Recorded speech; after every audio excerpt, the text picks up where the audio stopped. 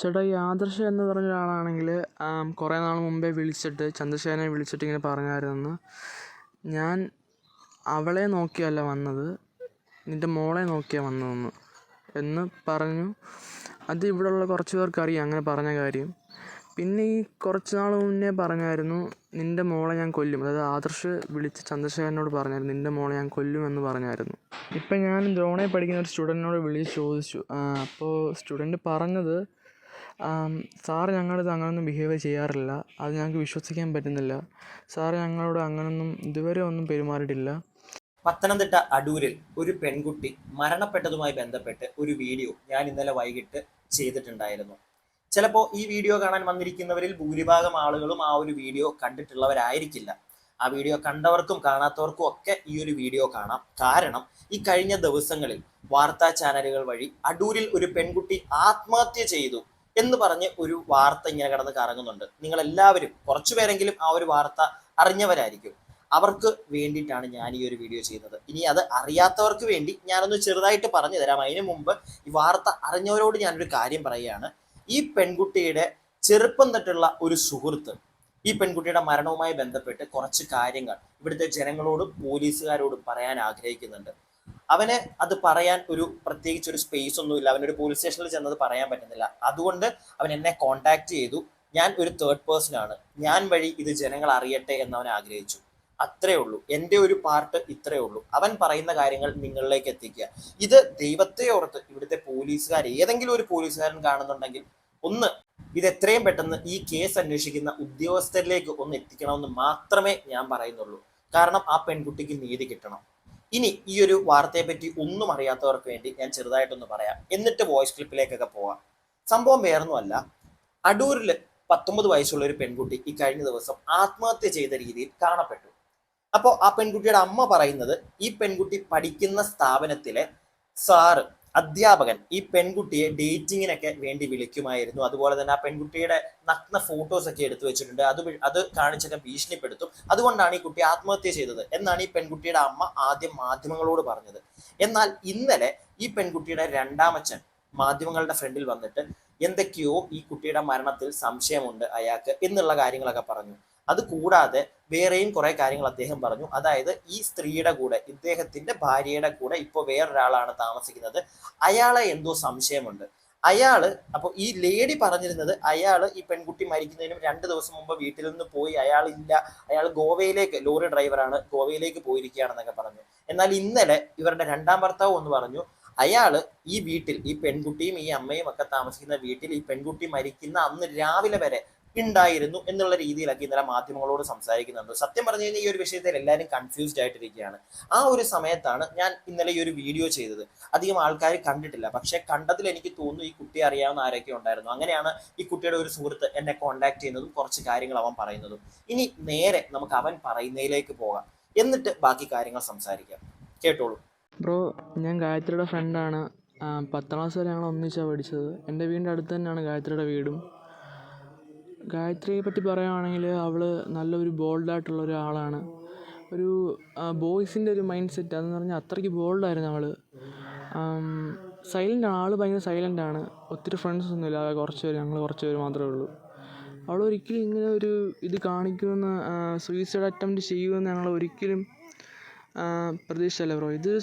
ഇത് പറഞ്ഞു വരുമ്പോൾ സൂയിസൈഡ് അല്ല ബ്രോ, ഇത് കൊലപാതകത്തിലോട്ടൊക്കെയാണ് പോകുന്നത്. ഇത് ഞാൻ ഇത്രയും കാര്യം അന്വേഷിച്ചപ്പോഴും കേട്ടപ്പോഴും എല്ലാം അങ്ങനെയാണ് എനിക്ക് തോന്നുന്നത്.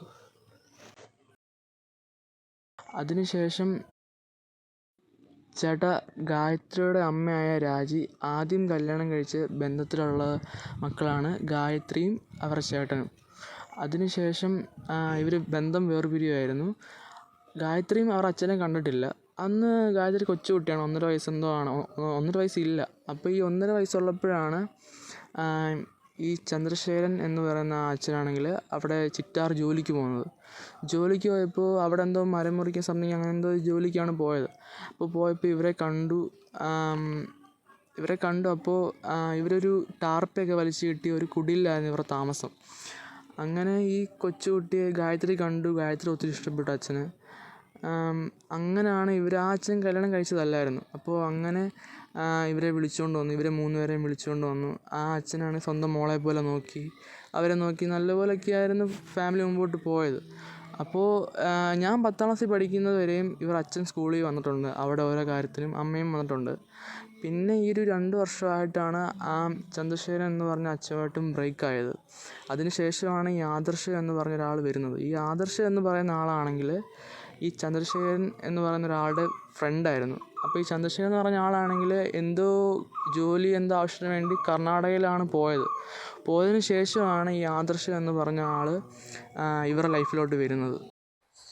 ഓക്കെ, അപ്പോൾ എനിക്ക് ഇന്നലെ ഏറ്റവും കൂടുതൽ സംശയം തോന്നിയൊരു കാര്യം ഇതായിരുന്നു. ഈ മരണപ്പെട്ട പെൺകുട്ടിയുടെ ശരിക്കുള്ള അച്ഛൻ ആരാണെന്നുള്ളത്. അപ്പോൾ ആ ഒരു പയ്യൻ പറയുന്നത് നിങ്ങൾ കേട്ടല്ലോ. ഇപ്പൊ ഈ പെൺകുട്ടിയുടെ അമ്മ ആദ്യം ഒരു കല്യാണം കഴിച്ചു, അതിലാണ് 2 കുട്ടികളുള്ളത്. രണ്ടാമതാണ് ചന്ദ്രശേഖരൻ എന്ന് പറയുന്ന വ്യക്തി വരുന്നത്. ആ വ്യക്തിയാണ് ഇന്നലെ മാധ്യമങ്ങളുടെ ഫ്രണ്ടിൽ ഇങ്ങനെ സംശയങ്ങളൊക്കെ പറഞ്ഞത്. മൂന്നാമത് കല്യാണം കഴിച്ചോ ഇല്ലയോ എന്ന് എനിക്കറിയില്ല, മൂന്നാമത് ഒരു വ്യക്തി ഇവരുടെ കൂടെയുണ്ട്. അയാളെയാണ് സംശയം ഈ ഒരു രണ്ടാം അച്ഛന്. അതുപോലെ തന്നെ ഈ രണ്ടാമത് അച്ഛനായി വന്ന ആള് കല്യാണം ഒന്നും കഴിച്ചിട്ടില്ല. ഇവരുടെ ഈ ഒരു അവസ്ഥ, പെൺകുട്ടിയോടൊക്കെ ഒരു ഇഷ്ടം തോന്നിയിട്ടാണ് അയാൾ വന്നത്. അതുപോലെ തന്നെ ഈ പയ്യനൊരു കാര്യം പറയുന്നുണ്ട്. ഈ 10ാം ക്ലാസ്സിലൊക്കെ പഠിക്കുന്ന സമയത്ത് ഈ പെൺകുട്ടിയുടെ കാര്യത്തിലൊക്കെ വന്നുകൊണ്ടിരുന്നത് ഈ അച്ഛനായിരുന്നു. ഈ അച്ഛനും അമ്മയും ഒക്കെ വരുമായിരുന്നു എന്ന് അവൻ പറയുന്നത്. പക്ഷെ ഈ അമ്മ കഴിഞ്ഞ ദിവസം മാധ്യമങ്ങളോട് പറഞ്ഞത് അയാൾ ഒരു കാര്യവും അന്വേഷിക്കാറില്ല, ഒന്നും ചെയ്യാറില്ല എന്ന രീതിയിൽ അവർ കഴിഞ്ഞ ദിവസം പറഞ്ഞിട്ടുണ്ട്. അത് ആ ഒരു വാർത്ത കണ്ടവർക്ക് അറിയാൻ പറ്റും. ബാക്കി ഇനി ഈ പയ്യൻ കുറെ കാര്യങ്ങൾ പറഞ്ഞിട്ട് ലിറ്ററലി ഞാൻ തന്നെ ഞെട്ടിപ്പോയി. നിങ്ങൾ ബാക്കി കേക്ക്. ഞാൻ കണ്ടിട്ടുള്ളതും എനിക്കറിയാവുന്നതും ഈ ചന്ദ്രശേഖരൻ എന്ന് പറഞ്ഞ അച്ഛനെയാണ്. ആ അച്ഛനാണ് അന്ന് തൊട്ട് ഇവിടെ കാര്യങ്ങളൊക്കെ നോക്കുന്നതാണ് ഇവിടെ ഉള്ള എല്ലാവർക്കും അറിയാവുന്നത്. പിന്നെ ഇവർ ഈ അക്കാഡമിയിൽ ചേർക്കണ്ട എന്നൊരു പറഞ്ഞൊരു വിഷയത്തിലാണ് ഇവർ പിരിഞ്ഞത്. അങ്ങനെന്തോ സംതിങ് ആണെന്നാണ് ഇവർ പറഞ്ഞതും ആ അച്ഛൻ പറഞ്ഞതും. ഈ ചന്ദ്രശേഖരൻ എന്ന് പറഞ്ഞ അച്ഛനാണെങ്കിൽ കുറേ നാളായിട്ട് ഗായത്രി ചോദിക്കുന്നുണ്ട്, എനിക്ക് വിട്ടുതാ, ഞാൻ പൊന്നുപോലെ നോക്കിക്കോളാം, ഞാൻ വളർത്തിക്കോളാം എല്ലാം പറയുന്നുണ്ട്. അതുകൊണ്ട് നേഴ്സിങ്ങിൻ്റെ കാര്യങ്ങളെല്ലാം ശരിയായി കൊടുത്തായിരുന്നു. എന്നിട്ടും ഇവർ അമ്മ വിട്ടില്ല. ഇവർ അമ്മ വന്നിട്ട് ആ അച്ഛൻ്റെ നമ്പർ ബ്ലോക്ക് ചെയ്യിപ്പിച്ചു. ഇവർ അമ്മ പറയുന്ന എല്ലാ കാര്യങ്ങളും, കുറേ കാര്യങ്ങളെല്ലാം ഫേക്കാണ്. അത് ഞാൻ കേട്ടപ്പോഴും ഇവിടെ ക്ലോസ് ആയിട്ടുള്ള മറ്റ് ഫ്രണ്ട്സും എല്ലാവരും പറയുന്നതും പിന്നെ ഞങ്ങളുടെ ഇവിടുത്തെ നെയ്ബേഴ്സ് എല്ലാവരും പറയുന്നത് അത് തന്നെയാണ്. എല്ലാവരും ഈ ചന്ദ്രശേഖരൻ എന്ന് പറയുന്ന ആളെയാണ് സപ്പോർട്ട് ചെയ്യുന്നത്. ഇവർ അമ്മ പറയുന്നുള്ള ഒരാളല്ല ആ ചന്ദ്രശേഖരൻ എന്ന് പറഞ്ഞ ഒരാൾ. ചേട്ടാ, ഈ ആദർശ എന്ന് പറഞ്ഞ ഒരാളാണെങ്കിൽ കുറേ നാൾ മുമ്പേ ചന്ദ്രശേഖരനെ വിളിച്ചിട്ട് ഇങ്ങനെ പറഞ്ഞായിരുന്നു, ഞാൻ അവളെ നോക്കിയല്ല വന്നത്, നിൻ്റെ മോളെ നോക്കിയാണ് വന്നതെന്ന് എന്ന് പറഞ്ഞു. അത് ഇവിടെയുള്ള കുറച്ച് പേർക്ക് അറിയാം അങ്ങനെ പറഞ്ഞ കാര്യം. പിന്നെ ഈ കുറച്ച് നാൾ മുന്നേ പറഞ്ഞായിരുന്നു, നിൻ്റെ മോളെ ഞാൻ കൊല്ലും. അതായത് ആദർശ് വിളിച്ച് ചന്ദ്രശേഖരനോട് പറഞ്ഞായിരുന്നു, നിൻ്റെ മോളെ ഞാൻ കൊല്ലുമെന്ന് പറഞ്ഞായിരുന്നു എന്നുള്ളതും ഞാൻ അത് കൺഫേം പറയുന്നില്ല. പക്ഷേ ഇത് കേട്ടവരാണ് എന്നോട് പറഞ്ഞതും, ക്ലോസ് ആയിട്ടുള്ളവരാണ് എന്നോട് ഇത് പറഞ്ഞ കാര്യങ്ങളും. ഈ കേസ് അന്വേഷിക്കുന്ന ബഹുമാനപ്പെട്ട പോലീസ് ഉദ്യോഗസ്ഥരോടാണ് നിങ്ങൾ പ്രോപ്പറായിട്ടൊന്ന് അന്വേഷിക്കണം. അതായത് ഇപ്പൊ ലാസ്റ്റ് ആ പയ്യൻ പറയുന്നത് നിങ്ങൾ കേട്ടല്ലോ, ആ അമ്മ പറയുന്നതിനകത്ത് എന്തൊക്കെയോ കള്ളത്തരമുണ്ടെന്ന് അവൻ ഓൾറെഡി പറഞ്ഞു വെക്കുന്നുണ്ട്. അത് നമുക്ക് മനസ്സിലായി. അതായത് അച്ഛനൊക്കെ ചെല്ലുമായിരുന്നു, ഈ കുട്ടിയുടെ പല കാര്യത്തിനും ഒക്കെ ചെല്ലുമായിരുന്നു ആ പയ്യൻ പറയുന്നുണ്ട്. അവരൊക്കെ കണ്ടിട്ടുണ്ട്, ഒരു സ്കൂളിലല്ലേ. പക്ഷെ അമ്മ കഴിഞ്ഞ ദിവസം പറഞ്ഞത് അങ്ങനെ തിരിഞ്ഞു പോലും നോക്കത്തില്ലായിരുന്നു എന്നുള്ള കാര്യങ്ങളൊക്കെയാണ് അവർ കഴിഞ്ഞ ദിവസം പറഞ്ഞത്. അതൊക്കെ പോട്ടെ, ഈ രണ്ടാമച്ഛനെ വിളിച്ച് ഈ ആദർശം എന്ന് പറഞ്ഞ് ഇപ്പൊ ഇവരുടെ കൂടെയുള്ള ആ വ്യക്തി ഭീഷണിപ്പെടുത്തി അല്ലെങ്കിൽ പറഞ്ഞിട്ടുണ്ട്, ഇതേ കണക്ക് ഞാൻ നിന്റെ മുൻ ഭാര്യയെ കണ്ടിട്ടല്ല ഞാൻ അവരുടെ ലൈഫിലേക്ക് ഇപ്പൊ ചെന്നിട്ടുള്ളത്, ആ കുട്ടിയെ കണ്ടിട്ടാണ് എന്നുള്ള കാര്യം അവൻ പറഞ്ഞു എന്നിവിടെ പറയുന്നുണ്ട്. അത് ആ നാട്ടിൽ കുറച്ചു പേർക്ക് അറിയാമെന്നും ഇപ്പൊ ഈ പയ്യൻ പറയുന്നുണ്ട്. എന്തുകൊണ്ട് പോലീസുകാർ ഇത് പ്രോപ്പറായിട്ട് അന്വേഷിക്കുന്നില്ല? ഇല്ലെങ്കിൽ അന്വേഷിക്കുന്നുണ്ടെങ്കിൽ നല്ലത്. ഇനി നിങ്ങൾക്ക് ഇങ്ങനെ ഒരു വിവരം കിട്ടിയിട്ടില്ലെങ്കിൽ ഇതിനകത്തൂടെ മനസ്സിലാക്കുക. അങ്ങനെ അവിടെ ജനങ്ങൾ പറയുന്നുണ്ട്. അത് കൂടാതെ ആ അച്ഛനോട് നിങ്ങൾ പ്രോപ്പറായിട്ടൊന്ന് അന്വേഷിക്കുക. ഈ രണ്ടാം അച്ഛനോട്, ചന്ദ്രശേഖരൻ എന്ന് പറഞ്ഞ ആളോട്. അയാൾ പറയുമായിരിക്കും ചിലപ്പോൾ നിങ്ങളോട് ഇതേ കണക്കുള്ള ഒരു ഭീഷണി അയാളോട് പറഞ്ഞിട്ടുണ്ടോ. പിന്നെ ഈ പയ്യൻ കുറെ ഇഷ്ടം പോലെ ക്ലിപ്പുകളുണ്ട്, എനിക്ക് എല്ലാം കൂടെ വെക്കാൻ പറ്റാത്തതുകൊണ്ടാണ്. ആ പയ്യൻ വേറൊരു വോയിസിൽ എന്നോട് പറയുന്നുണ്ട്, അതായത് ഈ ഒരു മോളോട് ഈ ഒരു അച്ഛൻ ചന്ദ്രശേഖരൻ പറഞ്ഞിട്ടുണ്ടായിരുന്നു, ഇങ്ങനെ ഈ ഒരു വ്യക്തി വിളിച്ച് പറഞ്ഞ കാര്യവും ഭീഷണിപ്പെടുത്തിയ കാര്യവും ഒക്കെ പറഞ്ഞിട്ടുണ്ട് എന്നൊക്കെ ഈ പയ്യൻ പറയുന്നുണ്ട്. ഇനി അടുത്ത ഒരു വോയിസിലേക്ക് നമുക്ക് പോവാം. ചേട്ടാ, ഞാൻ അത് കൺഫേം ആയിട്ട് പറയുന്നില്ല, ഇവിടെ കുറച്ച് പേര് പറഞ്ഞതാണ്. ഈ ഗായത്രി സൂയിസൈഡ് ചെയ്യുന്ന ദിവസം ആദർശ എന്ന് പറഞ്ഞ ഒരാൾ വീട്ടിലുണ്ടായിരുന്നു. അവരുടെ അമ്മ വെളുപ്പിന് 5 മണിയായപ്പോൾ ഹോട്ടലിലാണ് വർക്ക് ചെയ്യുന്നത് കുക്കായിട്ട്. അപ്പോൾ പത്തനംതിട്ട ഹോട്ടലിലേക്ക് പോയി 5 മണിയായപ്പോൾ. അതിനുശേഷം ആദർശ് വീട്ടിലുണ്ടായിരുന്നു. ഗായത്രി മരിച്ച ദിവസം ആദർശ് അവിടുന്ന് ഗോവയ്ക്ക് പോവുകയും ചെയ്തു. ഈ അമ്മ പക്ഷെ കഴിഞ്ഞ ദിവസം ഇങ്ങനെയല്ല മാധ്യമങ്ങളോട് പറഞ്ഞത്.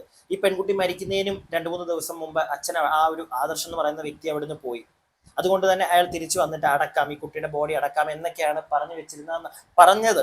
മാധ്യമങ്ങളോട് അവരങ്ങനെയാണ് പറഞ്ഞത്. പക്ഷെ ഇപ്പൊ ഈ പയ്യൻ പറയുന്നത് കേട്ടോ. പക്ഷെ അവൻ അവിടെയും ഒരു കാര്യം പറയുന്നത്, ചേട്ടാ ആളുകൾ പറയുന്നത്, അവിടെ അടുത്തുള്ള ആളുകളൊക്കെ പറയുന്നത് അയാൾ അവിടെ ഉണ്ടായിരുന്നു, ഈ ഒരു അമ്മ രാവിലെ 5 മണിക്ക് പോയി ജോലിക്ക്, അയാൾ ആ വീട്ടിൽ ഉണ്ടായിരുന്നു എന്ന് പറയുന്നുണ്ട്. അതുപോലെ തന്നെ ആ കുട്ടിയുടെ എന്തോ നോട്ട്, അതിനെപ്പറ്റിയൊക്കെ ഈ പയ്യൻ എന്നോട് സംസാരിച്ചിട്ടുണ്ടായിരുന്നു. അതായത് ഈ പെൺകുട്ടിയുടെ എന്തോ ആത്മഹത്യാ കുറിപ്പ് എന്നൊക്കെ പറയുന്ന കാര്യങ്ങൾ അവിടുന്ന് കിട്ടി. പക്ഷെ ഈ പയ്യൻ എന്നോട് ചോദിച്ചത്, ചേട്ടാ അത് അവൾ തന്നെയാണ് എഴുതിയെന്ന് എന്താ ഉറപ്പ്? എനിക്ക് അവൻ ചോദിച്ചപ്പോൾ എനിക്ക് തോന്നിയൊരു സംശയം, അതെന്താ ഇത്ര, എനിക്ക് ഉറപ്പില്ല. നിങ്ങൾക്ക് ആർക്കെങ്കിലും ഉറപ്പുണ്ടോ ആ പെൺകുട്ടി തന്നെ എഴുതിയതായിരിക്കുമെന്ന്? ചിലപ്പം ആ പെൺകുട്ടിയെ ഭീഷണിപ്പെടുത്തി ഇയാൾ എഴുതിപ്പിച്ചതാണെങ്കിലോ? കൈയക്ഷരം വെച്ച് നോക്കിക്കഴിഞ്ഞ് കഴിഞ്ഞാൽ കുട്ടിയുടെ ആയിരിക്കാം, ഞാനിവിടെ തർക്കിക്കാനൊന്നും വരുന്നില്ല. പക്ഷെ അത് ഭീഷണിപ്പെടുത്തി എഴുതിച്ചാണെങ്കിലോ? അങ്ങനെയും കൂടെ എനിക്കൊന്ന് ചിന്തിക്കാൻ തോന്നി ഈ ഒരു കേസിൽ. ഇനി അടുത്തൊരു വോയിസ്. ചേട്ടാ, ഗായത്രിയുടെ അമ്മ ന്യൂസിൽ പറഞ്ഞേക്കുന്നത് ആദർശ് എന്ന് പറയുന്ന ആൾ ഞായറാഴ്ച ഗോവയ്ക്ക് പോയി എന്നാണ്. പക്ഷേ ഇവരുടെ അമ്മ തന്നെ വേറൊരാളെ കോൺടാക്ട് ചെയ്തിട്ടുണ്ടായിരുന്നു. ആ ആളെ ഞാനിപ്പോൾ കോൺടാക്ട് ചെയ്ത് ചോദിച്ചപ്പോൾ എന്നോട് ആൾ പറഞ്ഞത്, അവർ അമ്മ വിളിച്ചിട്ട് പറഞ്ഞത്, ഈ ഗായത്രി മരിച്ച ദിവസം, തൂങ്ങിയ ദിവസം ആ ഒരു ടൈമിൽ ആദർശ് വീട്ടിലുണ്ട് എന്നാണ് പറഞ്ഞത്. അപ്പൊ ഈ പയ്യൻ പറയുന്നത് നിങ്ങൾ കേട്ടല്ലോ. മാധ്യമങ്ങളോട് അവർ പറഞ്ഞത് ഈ ആദർശ് എന്ന് പറയുന്ന വ്യക്തി അവിടെ ഇല്ലായിരുന്നു എന്നാണ്. പക്ഷെ അവർക്ക് അറിയാവുന്ന, ഈ പയ്യനും അറിയാവുന്ന ഒരാളെ വിളിച്ച് ചോദിച്ചപ്പോഴത്തേക്ക് അവർ പറയുന്നത്, അവരോട് ഈ സ്ത്രീ പറഞ്ഞു ആദർശ് അവിടെ ഉണ്ടായിരുന്നു അന്നത്തെ ദിവസം എന്ന്. ഇതിൽ ഏതാണ് വിശ്വസിക്കേണ്ടതെന്ന് എനിക്കറിയില്ല. എന്താണെങ്കിലും ആ കുട്ടിയുടെ മരണത്തിൽ എന്തൊക്കെയോ ദുരൂഹതകളുണ്ട്. ഞാൻ പിന്നെ ഈ ഒരു വാർത്തയുമായി ബന്ധപ്പെട്ട് കൂടുതലായിട്ട് എൻ്റെ ഒരു പെർസ്പെക്റ്റീവ് പറയാത്തത് ഞാൻ ഓൾറെഡി ഇന്നലെ പറഞ്ഞു വെച്ചിരുന്നതാണ്. ഞാൻ പറഞ്ഞല്ലോ തുടക്കത്തിൽ തന്നെ, ഞാൻ ഇപ്പൊ ഈ ഒരു വീഡിയോ ചെയ്യുന്നത് ഈ പയ്യൻ പറയുന്നത് പ്രോപ്പറായിട്ട് നിങ്ങളെ കേൾപ്പിക്കാനാണ്. അതുകൊണ്ട് തന്നെ ബാക്കി നിങ്ങൾ കേൾക്കുക. ചേട്ടാ, എനിക്ക് വളരെ വിഷമമായ ഒരു കാര്യം എന്ന് വെച്ച് കഴിഞ്ഞാൽ, ഗായത്രി അവസാനം അടക്കാൻ, അതായത് ശ്മശാനത്തിലാണ്, അവർക്ക് സ്ഥലമില്ല, അതുകൊണ്ട് ശ്മശാനത്തിലാണ് കൊണ്ടുപോയത്. അവിടെ കൊണ്ടുപോയത് ഒരു പത്തനംതിട്ടയിലെ തന്നെ എല്ലാ വേസ്റ്റും വന്ന് ചേരുന്ന ഒരു സ്ഥലമാണ്, ഒരു പ്ലെയിൻ സ്ഥലമാണ്. അതിൻ്റെ അകത്ത് ഒരു ശ്മശാനം എന്നല്ല പറയുന്നത്, അതൊരിങ്ങനെ റാക്ക് പോലെ ഉണ്ട്. അത് തുറന്നിട്ടാണെങ്കിൽ അതിനകത്തോട്ട് കയറ്റി ഇടുമായിരുന്നു. ഞാൻ അവിടെ ചെന്നപ്പോൾ അത് ഓപ്പൺ ചെയ്തപ്പോൾ അതിനകത്ത് ഇതിന് മുമ്പേ കൊണ്ട് എന്തോ ചെയ്ത ആളുടെ ബോഡി ഫുള്ളതിൽ കിടപ്പുണ്ട്. അതെല്ലാം നീക്കി കഴിഞ്ഞിട്ട് അതിൻ്റെ മണ്ടയ്ക്ക്, അതിലും ബാക്കി ഇതൊക്കെ കിടപ്പുണ്ടതിൽ, അതിന് മണ്ടയ്ക്ക് ഇവളെ എടുത്ത് വെച്ച് അകത്തോട്ട് തള്ളി ക്ലോസ് ചെയ്ത് പോകുമായിരുന്നു. ഇത്ര ഉള്ളായിരുന്നു. അത് അവർ അച്ഛൻ കാല് പിടിച്ച് ചോദിച്ചത്, എൻ്റെ മോളെ ഞാൻ കൊണ്ട് കറക്റ്റ് നമ്മുടെ അടക്കുന്ന പോലെ തന്നെ കറക്റ്റെല്ലാം ചെയ്യാമെന്ന് പറഞ്ഞതാണ്. എന്നിട്ടും അവർ അമ്മ സമ്മതിച്ചില്ല. സത്യം പറഞ്ഞുണ്ടല്ലോ, ഈ വോയിസ് എനിക്കിവിടെ കേൾപ്പിക്കേണ്ട കാര്യമില്ല. പക്ഷെ എന്നിട്ടും ഞാനത് കേൾപ്പിച്ചത്, ഈ പയ്യനത് പറഞ്ഞു കഴിഞ്ഞപ്പോഴത്തേക്ക് സത്യം പറഞ്ഞാൽ എനിക്ക് സങ്കടമായി. എനിക്ക് നല്ല രീതിയിൽ സങ്കടമായി. ഒരു പെൺകുട്ടിയുടെ മൃതദേഹം കത്തിക്കുമ്പോൾ എന്താണ് പത്തനംതിട്ട നഗരസഭ ഒക്കെയാണ് എന്താ ഇങ്ങനെ ചെയ്യുന്നത്? ആ പയ്യന് കണ്ടുകൊണ്ടിരുന്ന അവളുടെ കൂട്ടുകാരന് സങ്കടം വന്നു, അവളുടെ അമ്മയ്ക്ക് സങ്കടം വന്നോ എന്ന് എനിക്ക് അറിയത്തില്ല. അവർ കഴിഞ്ഞ ദിവസങ്ങളിലും മാധ്യമങ്ങളോട് സംസാരിക്കുന്നതായിട്ടപ്പോൾ എനിക്ക് അത്ര പ്രോപ്പറായിട്ട് ഭയങ്കര വിഷമമുള്ള ഒരു സ്ത്രീയായിട്ടൊന്നും എനിക്ക് ഒരു അമ്മയായിട്ട് എനിക്ക് തോന്നിയില്ല. പക്ഷെ ഈ പയ്യൻ എന്നോട് പറയുന്ന ഈ ഒരു കാര്യം പറഞ്ഞപ്പോഴത്തേക്ക് എനിക്ക് സത്യം പറഞ്ഞാൽ സങ്കടം വന്നു. ഞാൻ അതുകൊണ്ടാണ് ഈ ഒരു വീഡിയോയിൽ ഇതും കൂടി ഒന്ന് ഇൻക്ലൂഡ് ചെയ്യുന്നത്. പത്തനംതിട്ട നഗരസഭയൊക്കെ ഒന്ന് ശ്രദ്ധിക്കുക. എന്താണ് ഇതൊക്കെ? നഗരസഭ തന്നെ അല്ലേ ശ്രദ്ധിക്കേണ്ട ഈ ഒരു കാര്യമൊക്കെ? ഇനി വേറെ ആരെങ്കിലും ആണോ? ഞാൻ പറഞ്ഞ തെറ്റാണെങ്കിൽ ക്ഷമിക്കുക. പക്ഷെ പ്രോപ്പറായിട്ടുള്ള അധികാരികൾ ആരാണെന്ന് വെച്ചാലും ഒന്ന് ശ്രദ്ധിക്കുക ഇങ്ങനെയുള്ള കാര്യമൊക്കെ. ബാക്കി ഇനി പയ്യൻ പറയുന്നതും കൂടെ കേൾക്കാം നമുക്ക്. ചേട്ടാ, ഒരു പട്ടി പോയി ചത്ത് കഴിഞ്ഞാൽ ഒരു കുപ്പത്തൊട്ടി കൊണ്ട് കളയുന്ന പോലെ ആണ് ഇന്നലെ സംഭവിച്ചത്. എനിക്ക് സീരിയസ്ലി, നിങ്ങൾ കേട്ടല്ലോ, അവന്റെ സങ്കടം എനിക്ക് പ്രോപ്പറായിട്ട് എനിക്ക് മനസ്സിലായി. ഞാൻ അതാണ് എന്തൊക്കെ വന്നാലും ഇത് പ്ലേ ചെയ്യണമെന്ന് വിചാരിച്ചത്. പിന്നെ ഇനി കുറെ പേര് പറഞ്ഞുകൊണ്ട് വരും, എനിക്ക് ലാഭം കിട്ടാനല്ലേ, നിങ്ങൾ എന്താണെന്ന് വെച്ചാൽ പറഞ്ഞു, എനിക്കൊരു കുഴപ്പമില്ല. ഇത് അധികം പേര് കാണുമെന്ന് പോലും എനിക്ക് അറിയാഞ്ഞിട്ട് ഞാൻ ചെയ്യുന്നൊരു വീഡിയോ. ഇതിനകത്തുനിന്ന് ഇനിയിപ്പോൾ എനിക്ക് എന്തെങ്കിലും കിട്ടിയാൽ തന്നെ ആ റവന്യൂ എനിക്ക് വേണ്ട. ആ റവന്യൂ എന്താ ചെയ്യേണ്ടതെന്ന് എനിക്കറിയാം. അതിൻ്റെ എനിക്ക് ആവശ്യമില്ല. മനസ്സിലായില്ലേ? അത് എന്നെ സ്ഥിരം കാണുന്നവർക്കറിയാം. ഞാനൊരു കാര്യം പറഞ്ഞു കഴിഞ്ഞാൽ അതാണ് ഞാൻ ചെയ്യുന്ന ഒരാളാണ്. പിന്നെ ഇനി എനിക്ക് എടുക്കണമെങ്കിൽ ഞാൻ എടുക്കുകയും ചെയ്യും. അതിനകത്ത് എനിക്ക് ഒരുത്തനെ ഇവിടെ ബോധിപ്പിക്കേണ്ട കാര്യമില്ല. മനസ്സിലായില്ലേ? പക്ഷെ ഇതിനകത്തുനിന്ന് കിട്ടുന്ന എനിക്ക് വേണ്ട. അത് എന്ത് ചെയ്യണമെന്ന് എനിക്കറിയാം. ഞാൻ അങ്ങനെ ചെയ്യുള്ളൂ. ബാക്കി ചേട്ടാ, ഈ ആദർശ എന്ന് പറഞ്ഞ ആൾ ചന്ദ്രശേഖരനെ വിളിച്ച് ഇങ്ങനെ കൊല്ലുമെന്നൊക്കെ പറഞ്ഞപ്പോൾ അപ്പോൾ തന്നെ ആ അച്ഛൻ വിളിച്ച് മോളോട് പറഞ്ഞ കാര്യങ്ങൾ. പറഞ്ഞപ്പോൾ മോള് പറഞ്ഞ് അച്ചാച്ചി ഞാനെങ്ങനെ അമ്മയെ വിട്ടിട്ട് വരുന്നത്, എൻ്റെ അമ്മയോട് ഒറ്റയ്ക്കേ ഉള്ളൂ, ഞാൻ എൻ്റെ കാര്യം നോക്കിക്കോളാം, അത് പറഞ്ഞ് എന്നെ സൂക്ഷിച്ചോളാം അച്ചാച്ചി എന്ന് പറഞ്ഞിട്ടാണ് അവൾ നിന്നത്. അതിന് ശേഷമാണ് ഇങ്ങനെയൊക്കെ സംഭവിക്കുന്നത്. ഇവരുടെ അമ്മ പറയുന്നത് ഞങ്ങളുടെ നാട്ടുകാരും ഒരാളും ഈ ന്യൂസ് കേട്ടവരും പിള്ളേരും എല്ലാവരും ഇവരുടെ അമ്മയ്ക്കെതിരാണ്. എല്ലാവരും, ഒരാൾ പോലും സപ്പോർട്ട് ചെയ്യുന്നില്ല. ആ കുട്ടിയുടെ കൂട്ടുകാരൻ, ഇവരുടെ വീടിൻ്റെ അടുത്ത് താമസിക്കുന്ന പയ്യൻ, അവൻ പറയുന്നത് അവരുടെ അമ്മയെ സപ്പോർട്ട് ചെയ്ത് അവിടെ ഒരാളും ഇല്ല എന്നാണ്. പക്ഷെ ഇവർ കഴിഞ്ഞ ദിവസം മാധ്യമങ്ങളോട് പറഞ്ഞത് എല്ലാവരും എൻ്റെ കൂടെയാണ്, നിങ്ങൾ തിരക്കിയാൽ മതി, എല്ലാവർക്കും എന്നെ അറിയാം, ഈ ചന്ദ്രശേഖരൻ എന്ന് പറയുന്ന ആള് ഭയങ്കര കള്ളുടിയനാണ്, അയാൾ അങ്ങനെയാണ്, അയാൾ ഇങ്ങനെയാണ്, ഇതൊക്കെയാണ് പറഞ്ഞത്. അവരുടെ വീട്ടിനകത്തെ കാര്യം നമുക്കറിയില്ല, ചിലപ്പോൾ ഇദ്ദേഹം ഭയങ്കര ഒരു കള്ളുടിയനായിരിക്കും, അതുകൊണ്ടായിരിക്കും ഇയാളെ ചിലപ്പോൾ ഇവർ തട്ടിക്കളഞ്ഞത്, നമുക്ക് അറിയില്ല അതൊന്നും. അതിനകത്തോട്ട് ഞാൻ പോകുന്നുമില്ല. എനിക്ക് ആകെ അറിയേണ്ടത് ഈ പെൺകുട്ടി എങ്ങനെ മരിച്ചു, ഇത് പ്രോപ്പറായിട്ടുള്ള ഒരു ആത്മഹത്യയാണോ, ഇത് പ്രോപ്പറായിട്ട് അന്വേഷിക്കുന്നുണ്ടോ?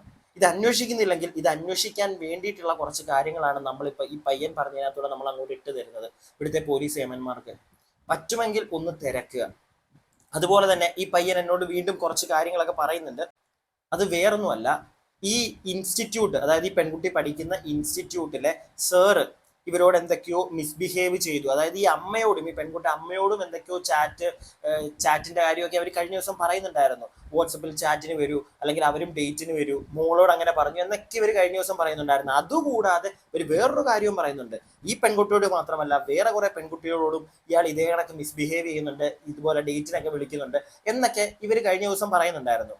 പക്ഷേ ഇതിനൊക്കെ ഈ പയ്യൻ ഒരു മറുപടി പറയാനുണ്ട്, അതും ഒന്ന് കേക്ക്.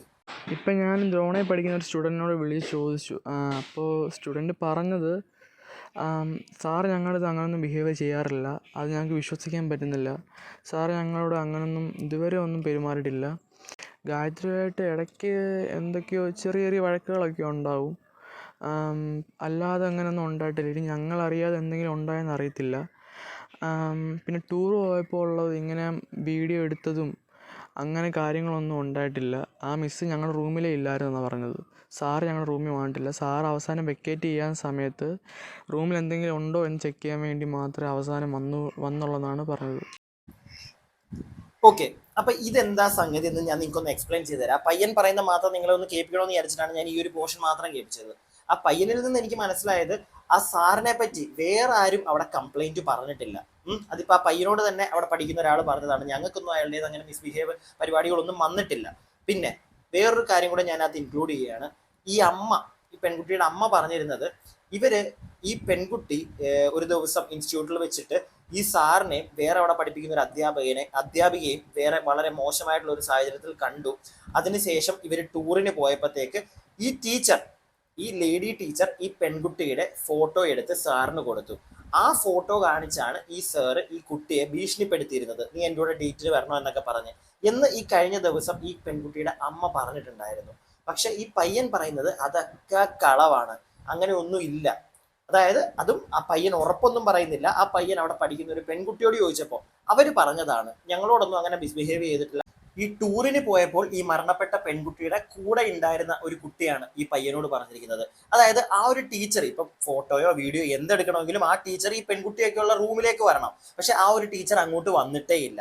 പിന്നെ എങ്ങനെയാണ് ഈ വ്യക്തിയുടെ, അതായത് ഈ ടീച്ചർ വഴി ആ ഒരു സാറിൻ്റെ ഈ പെൺകുട്ടിയുടെ ഫോട്ടോയോ വീഡിയോ എന്താണെങ്കിലും അയാളുടെ എത്തുക? അത് വളരെ വലിയൊരു ചോദ്യം തന്നെയാണ്. പിന്നെ നമുക്ക് എല്ലാവർക്കും ചോദിക്കാം, പിന്നെ ഇതൊന്നുമില്ലെങ്കിൽ അയാൾ വളരെ നീറ്റായിട്ടുള്ള ഒരു മനുഷ്യനാണെങ്കിൽ എന്തിനാ അധ്യാപകൻ ഇപ്പൊ ഒളിച്ചോടി നിൽക്കുന്നു? അയാൾ ഇപ്പൊ ഇല്ല, അയാൾ മുങ്ങിയിരിക്കുകയാണ് എവിടെയോ. അങ്ങനെ ഒരു ചോദ്യം നമുക്ക് എല്ലാവർക്കും ചോദിക്കാം. ആ ഒരു ചോദ്യം ഞാനും ഇപ്പൊ ചോദിക്കുന്നുണ്ട്. പക്ഷെ അപ്പോഴും എനിക്ക് തോന്നിയൊരു സംശയം, ഇയാൾ ചിലപ്പോൾ പേടിച്ചിട്ട് എങ്ങോട്ടെങ്കിലും മുങ്ങിയതാണെങ്കിലോ? അയാൾ നീറ്റാണെന്നല്ല ഞാനിവിടെ പറഞ്ഞു വെക്കുന്നത്, ഒരു പോസിബിലിറ്റി ആണ് പറയുന്നത്. കാരണം ചില ആളുകൾ ഇപ്പൊ പേടിക്കാതെ അയാൾക്ക് നേരെ വന്ന, അയാളുടെ ഭാഗത്ത് തെറ്റില്ലെങ്കിൽ നേരെ പോലീസുകാരുടെ ഫ്രണ്ടിൽ വന്ന് സംസാരിക്കാം. പക്ഷെ എങ്കിലും ഇതിപ്പോ ഒരു പെൺകുട്ടി മരിച്ചു, അപ്പൊ അതിന്റെ പേരിൽ പെട്ടെന്ന് പിടിച്ച് അറസ്റ്റ് ചെയ്ത് അകത്തിടുമോ എന്നുള്ളൊരു ഭയത്താൽ അയാൾ മാറി നിൽക്കുന്നതാണെങ്കിലോ? അറിയില്ല എനിക്ക്, ജസ്റ്റ് ആ ഒരു പോസിബിലിറ്റി. കാരണം ഈ ഒരു ചേച്ചി, ഈ ഒരു കുട്ടിയുടെ അമ്മയും നമുക്ക് അങ്ങോട്ട് അവർ പറയുന്നത് എല്ലാം ശരിയാണെന്ന് നമുക്ക് അങ്ങോട്ട് അവർ എന്തൊക്കെയോ കള്ളത്തരങ്ങൾ അവർ പറയുന്നതിനകത്തുണ്ട് എന്ന് ഈ പെൺകുട്ടി മരിച്ച അന്ന് തന്നെ ഇവർ മാധ്യമങ്ങളോട് വന്ന് സംസാരിക്കുന്നതിനകത്ത് നമുക്ക് മനസ്സിലായി തുടങ്ങിയതാണ്. കാരണം അന്നൊന്നും ഇവർ പറഞ്ഞിട്ടേ ഇല്ല. ഇവർ ഈ മക്കൾ, ഭർത്താവ്, 1, 2, 3 ഇങ്ങനെ പലതും പറയുമ്പോഴും ഈ പെൺകുട്ടികളുടെ ശരിക്കുള്ള അച്ഛൻ ആരാണെന്ന് എങ്ങും പറഞ്ഞ് ഞാൻ കേട്ടില്ല. ഈ പയ്യൻ വഴിയാണ് ഞാൻ അറിഞ്ഞത്. അതുപോലെ തന്നെ എല്ലാം പോട്ടെ, എൻ്റെ ഒരു കൺസേൺ മൊത്തം ഇവിടുത്തെ പോലീസുകാർ എങ്ങനെ, അല്ലെങ്കിൽ ഈ ഒരു കേസ് അന്വേഷിക്കുന്ന പോലീസുകാർ ഇത് എങ്ങനെ ഈ ഒരു കേസ് അന്വേഷിക്കും എന്നുള്ളതാണ്. കാരണം ആ ഒരു പെൺകുട്ടിക്ക് നീതി കിട്ടണം. ഇനിയിപ്പോൾ ഈ ഒരു അധ്യാപകൻ വൃത്തികേട് ചെയ്തതാണെങ്കിൽ അവന് നല്ല ഇടിയും കൊടുത്ത് അവനെ പിടിച്ച് അകത്തിടണം. അതല്ല, ഈ പെൺകുട്ടിയുടെ അമ്മയും അല്ലെങ്കിൽ ഇപ്പൊ അമ്മയുടെ കൂടെയുള്ള ആ ആളും ഒക്കെ ഈ ഒരു പെൺകുട്ടിയുടെ മരണത്തിന്, ഞാൻ അങ്ങനെ പറയുള്ളൂ, ആത്മഹത്യ എന്ന് ഞാൻ പറയത്തില്ല, ആ പെൺകുട്ടിയുടെ മരണത്തിന് കാരണക്കാരായിട്ടുണ്ടെങ്കിൽ ഇനി അറ്റ്ലീസ്റ്റ് ഈ അമ്മ നിരപരാധി ആയിക്കോട്ടെ, ആ അമ്മയുടെ കൂടെ ഉണ്ടായിരുന്ന ആള് അയാൾ ആ അച്ഛനോട് പറയുന്നതൊക്കെ ഇപ്പൊ കേട്ടല്ലോ. വളരെ മോശമായിട്ടാണ് ആ ഒരു പെൺകുട്ടി അയാൾ കണ്ടുകൊണ്ടിരുന്നത്. അയാളുടെ നോട്ടം തന്നെ ശരിയല്ലായിരുന്നു, അങ്ങനെ തന്നെ വേണമെങ്കിൽ നമുക്ക് പറയാം. അങ്ങനെയുള്ള ഒരുത്തിന് ഈ പെൺകുട്ടി എന്തെങ്കിലും ചെയ്തിട്ടുണ്ടോ? ഇതൊക്കെ ഈ ഒരു കേസ് അന്വേഷിക്കുന്ന പോലീസുകാർ ഒന്ന് തിരക്കണം എന്നുള്ളതാണ് എൻ്റെ ഒരു അഭിപ്രായം. ഞാൻ ഇത്ര ഈ ഒരു വിഷയത്തിൽ ഇനി പറയാൻ ഉദ്ദേശിക്കുന്നുള്ളൂ. ആ പയ്യന് ഇവിടെ എല്ലാവരോടുമായിട്ട് പറയാനുള്ള കാര്യങ്ങളായിരുന്നു ഞാൻ നിങ്ങളെ കേൾപ്പിച്ചത്. പറ്റുമെങ്കിൽ ഈ ഒരു വീഡിയോ മാക്സിമം ആളുകളിലേക്ക് നിങ്ങളൊന്ന് ഷെയർ ചെയ്യുക. പ്രത്യേകിച്ച് പോലീസുകാരിലേക്ക് വല്ലതും എത്തിക്കുക. നിങ്ങൾക്ക് അറിയാവുന്ന പോലീസുകാരുണ്ടെങ്കിൽ അവരിലേക്കൊന്ന് എത്തിക്കുക. അങ്ങനെയെങ്കിലും എങ്ങനെയെങ്കിലും ഈ ഒരു കേസിനൊരു മാറ്റം വരികയോ, അല്ലെങ്കിൽ ഈ പറഞ്ഞ പോസിബിലിറ്റീസ് ഒക്കെ വെച്ച് ആ ഒരു രീതിയിലും കൂടെ പോലീസുകാർക്ക് അന്വേഷിക്കാൻ പറ്റി ആ ഒരു അന്വേഷണത്തിനകത്തൂടെ ആ കുട്ടിക്ക് നീതി കിട്ടുകയാണെങ്കിൽ അത് വലിയൊരു കാര്യമായിട്ടാണ് ഞാൻ കാണുന്നത്. അതിനകത്ത് എനിക്ക് എന്തെങ്കിലും ഒരു പങ്ക് ചെയ്യാൻ പറ്റുന്നുണ്ടെങ്കിൽ അതിതാണ്, ഞാനത് ചെയ്യുന്നു. നിങ്ങളുടെ അഭിപ്രായങ്ങൾ താഴെ കമന്റ് ബോക്സിൽ അങ്ങ് പറയുക. ഓക്കെ.